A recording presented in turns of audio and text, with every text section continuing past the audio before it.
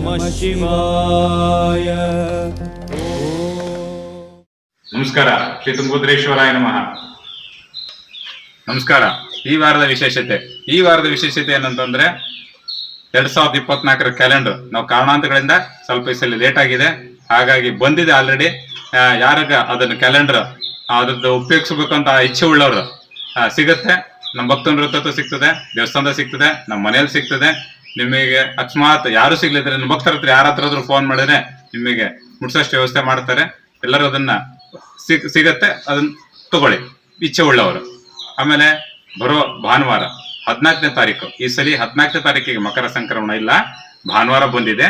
ಮತ್ ಬಹಳ ಜನ ಭಾನುವಾರ ಬಂದಿದೆ ಅಂತೇಳಿ ಮಕರ ಸಂಕ್ರಮಣ ಅವತ್ತೇ ಆಚರಣೆ ಮಾಡಕ್ ಹೋಗ್ತಾರೆ. ಈ ಸರಿ ಭಾನುವಾರ ಬಂದಿಲ್ಲ, ಸೋಮವಾರ ಬಂದಿದೆ 15ನೇ ತಾರೀಕಿಗೆ.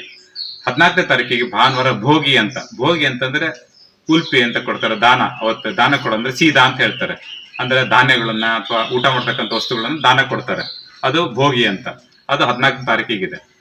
15ನೇ ತಾರೀಕು ಬೆಳಗ್ಗೆ 5:54 ಮಕರದಲ್ಲಿ ಪ್ರವೇಶ ರವಿ ಆಗ್ತಾರೆ. ಮಕರ ಸಂಕ್ರಮಣ 15ನೇ ತಾರೀಕಿಗೆ ಆಗ್ತದೆ, ಅಂದ್ರೆ ದಕ್ಷಿಣಾಯಣ ಪುಣ್ಯಕಾಲ 14ಕ್ಕೆ ಮುಗಿದು 15ನೇ ತಾರೀಕಿಗೆ ಬೆಳಗಿನ ಜಾವ ಉತ್ತರಾಯಣ ಪುಣ್ಯಕಾಲ ಪ್ರಾರಂಭ ಆಗ್ತದೆ. ಇಷ್ಟು ದಿವಸ ಸ್ವರ್ಗದ ಬಾಗಿಲು ಹಾಕಿರ್ತದೆ ಅಂತ ಶಾಸ್ತ್ರ ಪ್ರಕಾರ ಹೇಳ್ತಾರೆ, ಸ್ವರ್ಗದ ಬಾಗಿಲು ತೆಗೀತದೆ. ಆಮೇಲೆ ಮುಂಜಿವಿ ಅಂತ ಹೇಳ್ತೀವಿ ಅಥವಾ ಜವಳ ಅಂತ ಹೇಳ್ತೀವಿ. ಜವಳ ಅಂತಂದ್ರೆ ಮೊದ್ಲೇ ಕೂದಲು ತಗ್ಸೋದು, ಗಂಡ್ ಮಕ್ಳದಾದ್ರೆ. ಹೆಣ್ಮಕ್ಳಿಗಾದ್ರೆ ಶಾಸ್ತ್ರ ಏನ್ ಹೇಳಿಲ್ಲ, ಅವು ಯಾವಾಗ ತಗ್ಸ್ಬೇಕಂತ. ಗಂಡ್ ಮಕ್ಳಿಗೆ ಮಾತ್ರ ಉತ್ತರಾಯಣ ಪುಣ್ಯಕಾಲದೇ ತಗ್ಸ್ಬೇಕಂತ ಮುಂಜಿವಿ ಜವಳ ಅಂತ.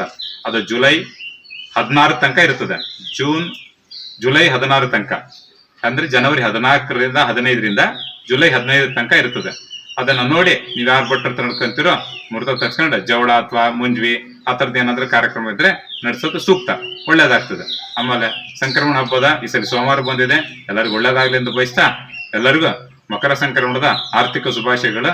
ದೇವರು ಹೊಸ ವರ್ಷ ನಿಮಗೆ ಶ್ರೇಯಸ್ಕರ ಮಾಡ್ಲಿ, ಎಲ್ಲ ಒಳ್ಳೇದ್ ಮಾಡಲಿ ಬಯಸ್ತಾ ನಮಸ್ಕಾರ.